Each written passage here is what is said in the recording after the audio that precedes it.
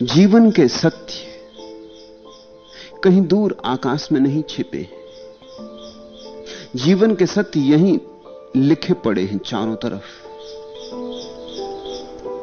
पत्ते पत्ते पर और कण कण पर जीवन का वेद लिखा है। देखने वाली आंख हो तो वेदों में पढ़ने की जरूरत ही नहीं है, क्योंकि महावेद तुम्हारे चारों तरफ उपस्थित हुआ है। तुम्हारे ही जीवन की घटनाओं में सत्य ने हजार हजार रंग रूप लिए। किसी अवतार के जीवन में जाने की जरूरत नहीं है, तुम्हारे भीतर भी परमात्मा अवतरित हुआ है। अगर तुम ठीक से देखना शुरू करो, जिससे बुद्ध सम्यक दृष्टि कहते हैं, ठीक ठीक देखना, तो ऐसे बूंद बूंद इकट्ठे करते करते तुम्हारे भीतर भी अमृत का सागर इकट्ठा हो जाएगा। और बूंद बूंद ही सागर भरता है। बूंद को इंकार मत करना, नहीं तो सागर कभी ना भरेगा। यह सोच के बूंद को इंकार मत कर देना कि बूंद में क्या रखा है। हम सागर चाहते हैं, बूंद में क्या रखा है। जिसने बूंद को अस्वीकारा वो सागर से भी वंचित रह जाएगा, क्योंकि सागर बनती बूंद से है। जीवन के छोटे छोटे फूलों को इकट्ठा करो। इकट्ठा करना ही काफी नहीं, इन्हें बोध की धागे में पिरो कि इनकी माला बने। कुछ लोग इकट्ठा भी कर लेते हैं जीवन के अनुभव को, लेकिन उस अनुभव से कुछ सीख नहीं लेते, तो ढेर लग जाता है फूलों का, लेकिन माला नहीं बनती। जब तुम्हारे जीवन के बहुत से अनुभवों को तुम एक ही धागे में पिरो देते हो, जब तुम्हारे जीवन के बहुत से अनुभव एक ही दिशा में इंगित करने लगते हैं, तब तुम्हारे जीवन में सूत्र उपलब्ध होता है। इसलिए अगर हम बुद्ध वचनों को सूत्र कहते हैं तो उसका कारण है, ये अनेक अनुभवों के भीतर छिपा हुआ धागा है। ये एकाध अनुभव से निचोड़ा नहीं गया है। ये बहुत अनुभव के फूलों को भीतर अपने में संभाले हुए। और ख्याल करना, जब माला बनती तो फूल दिखाई पड़ते हैं, धागा नहीं दिखाई पड़ता। जो नहीं दिखाई पड़ता वही संभाले हुए है। वो जो अदृश्य है उसको पकड़ लेने के कारण इन गाथाओं को सूत्र कहते हैं। फिर माला बना लेने से भी बहुत कुछ नहीं होता। दुनिया में 3 तरह के लोग हैं। एक तो जो फूलों का ढेर लगाए जाते, जो कभी माला नहीं बनाते। उनके जीवन में भी वही घटता है जो बुद्धों के जीवन में घटा है। बूंदें उनके जीवन में आती हैं, लेकिन बूंदों में उनको सागर दिखाई नहीं पड़ता। और एक एक बूंद आती है और बूंद के कारण वे इंकार करते चले जाते हैं, इसलिए सागर से कभी मिलन नहीं होता। दूसरे वे हैं जो हर बूंद का सत्कार करते, हर बूंद को संग्रहित करते, उनको अनुभव के धागे में जोड़ते। उनके जीवन में बुद्धिमत्ता पैदा होती। मगर एक और इससे भी ऊपर बोध है जो बुद्धिमत्ता से भी पार, जिसको हम प्रज्ञा कहते। फूलों को इकट्ठा कर लो, ढेर लगाओ तो भी सड़ जाएंगे, और माला बनाओ तो भी सड़ जाएंगे। फूल क्षणभंगुर है, इनको संभालने का यह ढंग नहीं है, इनको बचाने का यह ढंग नहीं है।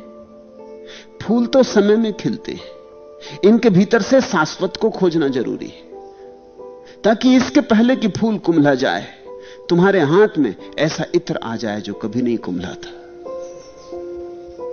फूलों को संग्रहित करने से कुछ लाभ नहीं, ढेर लगाने से तो जरा भी लाभ नहीं, नुकसान भी है। क्योंकि जिनसे आज गंध उठ रही है उन्हीं से कल दुर्गंध उठने लगेगी। फूल अगर इकट्ठे किए तो सड़ेंगे, यहां हर चीज सड़ती है। इसलिए बुद्धिमान आदमी फूल इकट्ठे नहीं करता, इसके पहले कि फूल सड़ जाएं उनकी माला बनाता। लेकिन मालाएं भी इकट्ठी नहीं करता, इसके पहले कि मालाएं सड़ जाएं उनसे इत्र निचोड़ता है। इत्र निचोड़ने का अर्थ होता है असार असार को अलग कर दिया, सार सार को संभाल लिया। हजारों फूलों से थोड़ा सा इत्र निकलता है, फिर फूल कुम्हलाते हैं, इत्र कभी नहीं कुम्हलाता। फिर फूल समय के भीतर पैदा हुए, समय के भीतर ही समा जाते हैं, इत्र शाश्वत में समा जाता है। इत्र शाश्वत है, एस धम्मो सनातन। जीवन के छोटे छोटे अनुभव के फूल, इनसे जब तुम असार को छांट देते हो, सार को इकट्ठा कर लेते हो, तो तुम्हारे हाथ में धर्म उपलब्ध होता है, शाश्वत धर्म, सनातन धर्म। तुम्हारे हाथ में जीवन का परम नियम आ जाता है। मूढ़ ढेर लगाता, बुद्धिमान माला बनाता। और जैसे बुद्धत्व की कला आ गई, प्रज्ञावान असार को छोड़ देता, सार को इकट्ठा कर लेता। दृश्य को पकड़ता नहीं, अदृश्य को पकड़ लेता। देखता फूल में गंध का सूत्र क्या है, उसी को बचा लेता। और बहुत कुछ है, उसका कोई मूल्य नहीं है। हजारों फूल में बूंद भर इत्र निकलता है, लेकिन वही इत्र फूलों की गंध था। फूलों में तो कुछ भी न था, वही इत्र हजारों में फैला था, तो गंध बनी थी। उसे निचोड़ लिया, समय के भीतर से शाश्वत को निचोड़ लिया। यही इत्र निर्वाण है, यही इत्र मुक्तिदायी है, यही तुम्हारे जीवन को परम सुगंध से भर जाता है। ये जो बुद्ध की छोटी छोटी कहानियां मैं तुमसे कह रहा हूं, इसे इस नजर से देखना। छोटी छोटी घटनाएं तुम्हारे जीवन में भी घटती, सबके जीवन में घटती। जीवन घटनाओं का जोड़ है, घटनाएं ही घटनाएं हैं, रोज घट रही। तुम भी इन्हीं घटनाओं के भीतर से गुजरते हो, सुबह सांझ, दफ्तर में, बाजार में, घर में, खेत में, खलिहान में, भीड़ में, अकेले में, यही घटनाएं घट रही। लेकिन तुम अभी तक इनसे इत्र निचोड़ने की कला नहीं सीख पाए। या तो तुमने घटनाओं के ढेर लगा लिए, उनसे सिर्फ बोझ बढ़ जाता है, और फिर घटनाएं सड़ जाएंगी और दुर्गंध देंगी, और अतीत सड़ा हुआ तुम्हारे पीछे लगा रहता है। मरा हुआ अतीत तुम्हारे सिर पर सवार रहता है, वो तुम्हें ठीक से जीने भी नहीं देता। तुम जियोगे कैसे? तुम्हारा मरा हुआ अतीत जो भूत हो गया आप, वो तुम्हारी छाती पर चढ़ा हुआ है, वो तुम्हें जीने नहीं देता। तो बजाय इसके कि तुमने अतीत से इत्र निचोड़ा होता, अतीत की प्रेतात्माएं तुम्हारे जीवन में अड़चन डालती, उठने बैठने में सब तरफ से परतंत्रता बन जाती। उन्हीं अड़चनों का नाम संसार है। तुम्हारा अतीत ही तुम्हारा संसार है, और वही अतीत तुम्हारे भविष्य को उकसाता है। मुर्दा अतीत फिर से दोहरना चाहता है, फिर से पैदा होना चाहता है। तो जिन वासनाओं के कारण तुम अतीत में कुछ घटनाओं में गुजरे, उन्हीं में तुम भविष्य में भी गुजरोगे। तुम्हारा आने वाला कल करीब करीब तुम्हारे बीते कल की ही पुनरुक्ति होगी। फिर जीने में कुछ अर्थ नहीं है। कल तो बीत चुका, उससे कुछ पाना होता तो पा लिया होता, उसी को कल फिर दोहराओगे। न उससे मिला कुछ, न आगे कुछ मिलेगा। ऐसे खाली के खाली आते और खाली के खाली चले जाते। भिक्षा पात्र तुम्हारा कभी भरता नहीं, तुम्हारा भिखमंगापन कभी मिटता नहीं। जीवन के वे ही अनुभव जो तुम बुद्ध की इन कहानियों में देख रहे हो, तुम्हारे पास से गुजरते हैं। कभी कभी तुम्हें भी लगा होगा कि ये कहानियां कोई बहुत ऐसी तो नहीं है कि दूर आकाश की हो, यही पृथ्वी की है। लेकिन बुद्ध की कला क्या है? वो तत्क्षण एक छोटी सी घटना को पकड़ते, उसमें से इत्र निचोड़ लेते, और इत्र जब तुम देखते हो तब तुम चकित हो जाते हो।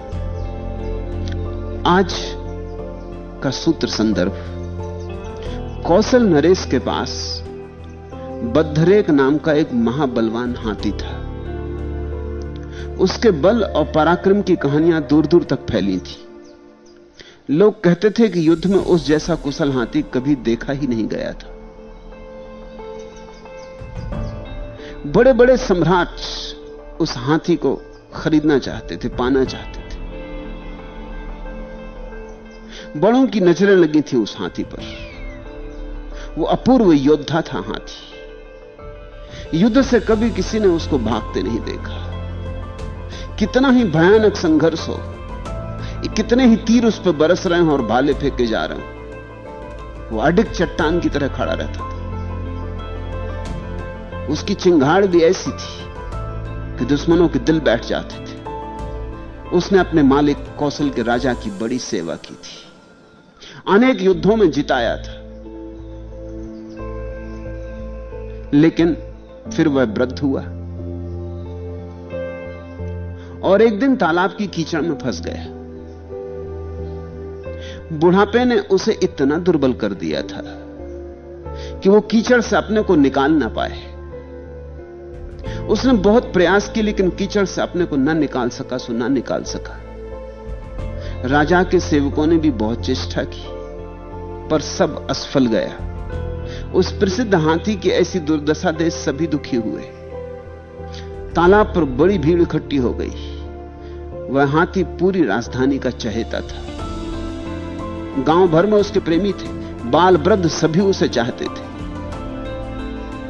उसकी आंखों और उसके व्यवहार से सदा ही बुद्धिमानी परिलक्षित होती थी। राजा ने अनेक महावत भेजे, पर वे भी हार गए। कोई उपाय ही न दिखाई देता था। तब राजा स्वयं गया। वह भी अपने पुराने सेवक को इस भांति दुख में पड़ा देख बहुत दुखी था। राजा को आया देख तो सारी राजधानी तालाब पर इकट्ठी हो गई। फिर राजा को बद्रेक के पुराने महावत की याद आई। वह भी अब वृद्ध हो गया था, राज्य की सेवा से निवृत्त हो गया था और निवृत्त होकर भगवान बुद्ध के उपदेशों में डूबा रहता था। उसके प्रति भी राजा के मन में बहुत सम्मान था। सोचा शायद वह बूढ़ा महावत ही कुछ कर सके। जन्म जन्म का जैसे इन दोनों का साथ था, इस हाथी का और महावत का। बुद्ध ने अपनी कहानियों में कहा भी है कि तू इस बार ही इस हाथी के साथ नहीं है, पहले भी रहा है। यहां सब जीवन जुड़ा हुआ है। फिर इस जीवन तो पूरे जीवन वो हाथी के साथ रहा था। हाथी उसी के साथ बड़ा हुआ था, उसी के साथ जवान हुआ था, उसी के साथ बूढ़ा हो गया था। हाथी को हर हालत में देखा था, शांति में और युद्ध में, और हाथी की रग रग से परिचित था। राजा को याद आई शायद वह बूढ़ा महावत ही कुछ कर सके। उसे खबर दी गई। वह बूढ़ा महावत आया। उसने अपने पुराने अपूर्व हाथी को कीचड़ में फंसे देखा। वह हंसा, खिलखिला के हंसा, और उसने किनारे से संग्राम भेरी बजवाई। युद्ध के नगाड़ों की आवाज सुन जैसे अचानक बूढ़ा हाथी जवान हो गया और कीचड़ से उठकर किनारे पर आ गया। वह जैसे भूल ही गया अपनी वृद्धावस्था और अपनी कमजोरी। उसका सोया योद्धा जाग उठा और यह चुनौती काम कर गई। फिर उसे क्षण भी देर न लगी। अनेक उपाय हार गए थे, लेकिन यह संग्राम भेरी, ये बजते हुए नगाड़े,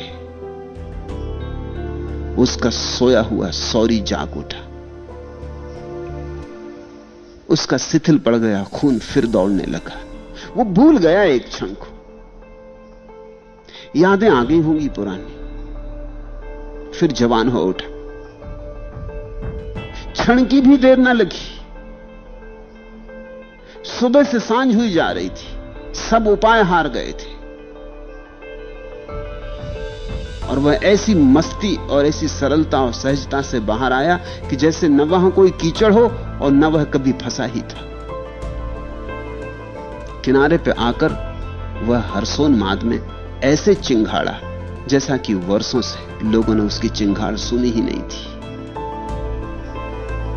वह हाथी बड़ा आत्मवान था। वह हाथी संकल्प का मूर्त रूप था। भगवान के बहुत से भिक्षु भी उस बूढ़े महावत के साथ ये देखने तालाब के किनारे पहुंच गए थे। उन्होंने सारी घटना भगवान को आकर सुनाई। और जानते हैं भगवान ने उनसे क्या कहा? भगवान ने कहा, भिक्षुओं, उस अपूर्व हाथी से कुछ सीखो।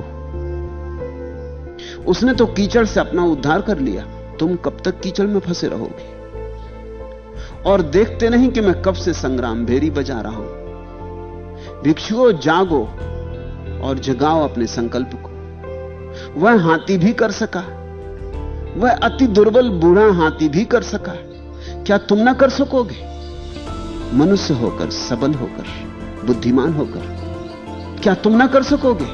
क्या तुम उस हाथी से भी गए बीते हो? चुनौती लो उस हाथी से, तुम भी आत्मवान बनो और एक क्षण में ही क्रांति घट सकती है। एक क्षण में ही, एक पल में ही स्मरण आ जाए, भीतर जो सोया है जग जाए, तो न कोई दुर्बलता है, न कोई दीनता है। स्मरण आ जाए तो न कोई कीचड़ है, न तुम कभी फंसे थे। ऐसे बाहर हो जाओगे। भिक्षुओं, अपनी शक्ति पर श्रद्धा चाहिए, त्वरा चाहिए भिक्षुओं, तेजी चाहिए। एक क्षण में काम हो जाता है, वर्षों का सवाल नहीं है, लेकिन सारी शक्ति एक क्षण में इकट्ठी लग जाए, समग्रता से, पूर्ण रूपेण। और बुद्ध ने फिर कहा, और सुनते नहीं, मैं संग्राम भेरी कब से बजा रहा हूं। तभी उन्होंने ये गाथाएं कही थी। ये छोटी सी घटना है, रोज ऐसी घटनाएं घटती हैं, लेकिन बुद्ध ने बड़ा इत्र खींचा, बड़ा इत्र निचोड़ा। पहले तो इस छोटी सी कहानी को ठीक ठीक हृदयंगम हो जाने दें। यह हाथी साधारण हाथी न था, महाबलवान था। तो ख्याल रखना, महाबलवान की भी ऐसी दशा हो जाती है। इसलिए बल से कभी धोखा मत खाना। आज बलवान हो, कल निर्बल हो जाओगे। आज बड़ी शक्ति है, कल सब शक्ति छीन हो जाएगी। आज जवान हो, कल बूढ़े हो जाओ। एक बूढ़ा आदमी रास्ते से जा रहा था। बुद्ध एक वृक्ष के नीचे बैठे थे। उस बूढ़े के जर्जर शरीर को, उसके कपते हाथ को, पैर को देखकर एक भिक्षु हंसने लगा। जवान था अभी। बुद्ध ने कहा, भिक्षु हंसो मत, नहीं तो लोग फिर तुम पर हंसेंगे। यही दशा तुम्हारी हो जाएगी, ये तुम्हारा भविष्य है। इस बूढ़े को इस भांति चलते देखकर हंसो मत।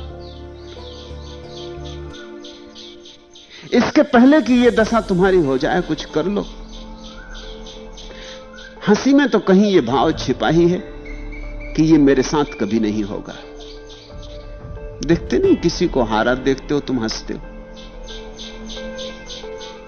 तुम ये कभी सोचते नहीं कि जो हार आज इस आदमी की हो गई, कल ये भी जीता हुआ था। आज जो चारों खाने चित्त पड़ा है, कल न मालूम कितने लोगों को इसने चारों खाने चित्त किया था। तुम आज हो सकता है किसी की छाती पे बैठे हो। ये सदा रहेगी नहीं बात। यहां सदा कुछ भी नहीं रहता। यहां चीजें रोज बदलती हैं, प्रतिपल दलती हैं। आज जो शक्ति में है, कल शक्तिहीन हो जाता। आज जो सत्ता में है, कल सत्ता के बाहर हो जाता। और मजा यह है इस दुनिया का, अंधापन ऐसा है कि जो भी सत्ता में आता है वो यही सोचता है कि अब आ गया, अब कभी बाहर नहीं होना। इतने लोगों को बाहर जाते देखता है, फिर भी ये चूक बनी ही रहती। तुम आज जवान हो, कल बूढ़े हो जाओगे। और ये मत सोचना कि तुम्हारे साथ जगत का नियम कोई अपवाद का व्यवहार करेगा। यहां अपवाद होता ही नहीं। जगत के नियम निरपवाद है। आज जीते हो, कल मरोगे। अर्थी देख के दया मत खाना, क्योंकि वो अर्थी तुम्हारी ही है। अर्थी देख के जागो, दया खाने से क्या होगा। ये मत कहो कि बेचारा मर गया। जब तुम कहते हो कि बेचारा मर गया, तो उसमें कहीं ये भाव छिपा ही होता है कि हम भले अभी तो नहीं मरे। कहीं दूर ये ध्वनि होती है कि हमको नहीं मरना है, ये बेचारा मर गया। तुम्हें अपने बेचारेपन की याद आती जब कोई मरता है? अगर नहीं याद आती तो तुम फूलों की ढेरी लगा रहे हो, माला नहीं बना रहे। नहीं तो हर रोज जो अर्थी तुम्हारे द्वार के बाहर से निकलती, उसका हर फूल तुम्हारी माला में सजता जाए। और इसके पहले कि मौत आए, मौत तुम्हारे सामने साक्षात हो जाए। उसी मौत के साक्षात्कार से सन्यास का जन्म होता है। बुद्ध ने कहा, जिसने मृत्यु को देख लिया वो सन्यास्त न हो, यह कैसे संभव है। सन्यास का अर्थ इतना ही है कि मौत तुमसे जो छीन लेगी, हम उसे स्वेच्छा से दे देते हैं। हम कहते हैं ठीक, ये छीन ही जाने वाला है, इसको पकड़ रखने में व्यर्थ परेशानी क्यों लेनी? पहले पकड़ने की परेशानी लो, फिर छीने जाने का दुख भोगो। हम अपनी मौत से दे देते हैं, हम दान कर देते, हम त्याग कर देते। मौत जब ले ही जाएगी तो मौत को यह अवसर क्यों दें? हम अपनी ही मर्जी से दे डालें। सन्यास का इतना ही अर्थ होता है कि जो मौत करेगी वो हम खुद ही कर देते हैं, ताकि मौत को झंझट बचे। मौत को मेहनत क्यों करवाएं? और ख्याल रखना, बड़ा क्रांतिकारी फर्क है। जो आदमी ग्रस्त की तरह मरता है वो रोते झींकते मरता है, क्योंकि उसका सब छीना जा रहा है। उसने जो जो अपना माना था सब हाथ से खिसका जा रहा है। और जो व्यक्ति संन्यास्त की तरह मरता है वो अपूर्व आनंद से मरता है। उसके पास छीने जाने को कुछ भी नहीं, उससे कोई कुछ भी नहीं छीन सकता। उसने तो वो सब पहले ही मान लिया था कि मेरा नहीं है जो मौत छीन लेगी। जो मौत छीन लेगी वो मेरा नहीं है। यही तो कसौटी है मेरे होने की। मेरा वही है जो मौत नहीं छीन पाएगी। उसने तो वही बचाया जो मौत नहीं छीन पाएगी। उसने ध्यान बचाया, धन नहीं बचाया। उसने प्रेम बचाया, पद नहीं बचाया। उसने प्रार्थना बचाई, पूजा बचाई, अर्चना बचाई। उसने प्रभु स्मरण बचाया। उसने समाज की प्रतिष्ठा और सम्मान और आदर और कूड़ा करकट नहीं बचाया, क्योंकि वो तो सब मौत छीन लेती। जो मौत छीन लेती है उसने बचाया ही नहीं। उसने वही बचाया जिस पर मौत का कोई बस नहीं है। मौत शरीर को तो मार देती, इसलिए उसने शरीर से मोह न रखा। न हन्य ते हन्य माने शरीर। उसने तो उसकी तरफ देखा जो शरीर के मारे जाने से भी नहीं मरता। उसने तो प्रेम उससे जोड़ा। उसने तो चाहत उसकी की जो शरीर के छूट जाने पर भी नहीं छूटता। उसने मिट्टी के दियों में आसक्ति नहीं लगाई। उसने तो ज्योति में आसक्ति बांधी जो सदा रहेगी, सदा थी। उसने समय के भीतर शाश्वत को निचोड़ा। उसने फूल नहीं पकड़े, उसने इत्र। उसने जल्दी जल्दी इत्र निचोड़ा। इत्र साथ जाएगा, फूल यहीं पड़े रह जाते। ध्यान साथ जाएगा, धन यहीं पड़ा रह जाता है।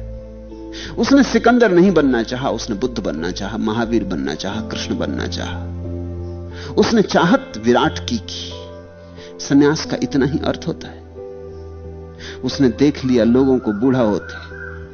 अगर जवान आदमी के पास दृष्टि हो तो वो ये देख के कि कोई बूढ़ा हो रहा है समझ लेगा कि मुझे बूढ़ा होना है। इसलिए अभी से सोच के चलो, अभी से इस हिसाब से चलो कि ये बुढ़ापा आए भी तो मुझसे कुछ छीन ना पाए। जिसने होश से देखा वो मुर्दा को देख के जान लेता है कि मेरी भी मौत आ रही। चल पड़ी, आती ही होगी। आजकल की बात है, समय थोड़ा देर अबेर की बात, आती ही होगी। इसकी आ गई, मेरी भी आती होगी। तो इसके पहले मैं घर तैयार कर लूं, मैं कुछ ऐसा बना लूं जो मौत मुझसे नहीं छीन पाएगी। तो बुद्ध ने उस हंसते भिक्षु को कहा, मत हंस भिक्षु, तू भी ऐसा ही बूढ़ा हो जाएगा। च्वांगतजू निकलता था एक मरघट से। एक खोपड़ी पड़ी थी, उसका पैर लग गया। सुबह था, धुंधलका था, अभी रोशनी हुई नहीं थी, सूरज निकला नहीं था। उसने झुक के प्रणाम किया उस खोपड़ी को, साष्टांग लेट कर नमस्कार किया। उसके शिष्यों ने कहा, आप ये क्या करते हैं? इस खोपड़ी को नमस्कार कर रहे हैं। उसने कहा, ऐसी ही मेरी खोपड़ी पड़ी रहेगी, लोगों के पैर लगेंगे। मैं इसको नमस्कार कर रहा हूं, इसने मुझे याद दिला दी कि अपनी क्या दशा हो जाएगी। इसने मुझे बड़ा बोध दिया, इसलिए धन्यवाद दे रहा हूं। और फिर ख्याल रखो, उसने अपने शिष्यों से कहा, यह खोपड़ी किसी साधारण आदमी की खोपड़ी नहीं, क्योंकि वो मरकट बड़े लोगों का मरकट था। जैसे दिल्ली में राजघाट ऐसा बड़ा मरकट था, वहां खास खास लोग ही दफनाए जाते थे। तो उसने कहा, कोई छोटे मोटे आदमी की खोपड़ी नहीं। अगर ये जिंदा होता और इसके सिर में पैर लग गया होता तो आज अपनी खैर नहीं थी। ये बड़ों की ये हालत हो गई तो च्वांगतजू ने कहा, मैं फकीर, मेरी क्या हालत होगी जरा सोचो तो। उसने खोपड़ी उठा ही ली। उसने फिर जिंदगी भर खोपड़ी को साथ रखा। वो जहां जाता खोपड़ी को अपने पास रखता। लोग जरा पूछते भी कि खोपड़ी किस लिए लिए फिरते, ये जरा अच्छी नहीं मालूम होती। देख के भय भी लगता है, बीभत्स से। वो कहता कि यही अपनी हालत हो जाएगी, इसको देख के अपनी याद बनी रहती। इसको देख के चलने लगा हूं, ये मेरी गुरु हो गई। ऐसी छोटी छोटी घटनाओं से जो निचोड़ता चले इत्र को, वही ज्ञानवान है। वो हाथी बूढ़ा हो गया था, सबको बूढ़ा हो जाना। महाबलवान ठीक निर्बल दशा में पहुंच जाते, महाधनवान ठीक दीन दशा में पहुंच जाते। बड़े शक्तिशाली ऐसी शक्ति खो देते कि तुम्हें भरोसा ही ना आए। नेपोलियन जब हार गया और उसे सेंट हेलेना के द्वीप, जीवन के सत्य कहीं दूर आकाश में नहीं छिपे, जीवन के सत्य यहीं लिखे पड़े हैं चारों तरफ, पत्ते पत्ते पर और कण कण पर जीवन का वेद लिखा है। देखने वाली आंख हो तो वेदों में पढ़ने की जरूरत ही नहीं है, क्योंकि महावेद तुम्हारे चारों तरफ उपस्थित हुआ है। तुम्हारे ही जीवन की घटनाओं में सत्य ने हजार हजार रंग रूप लिए।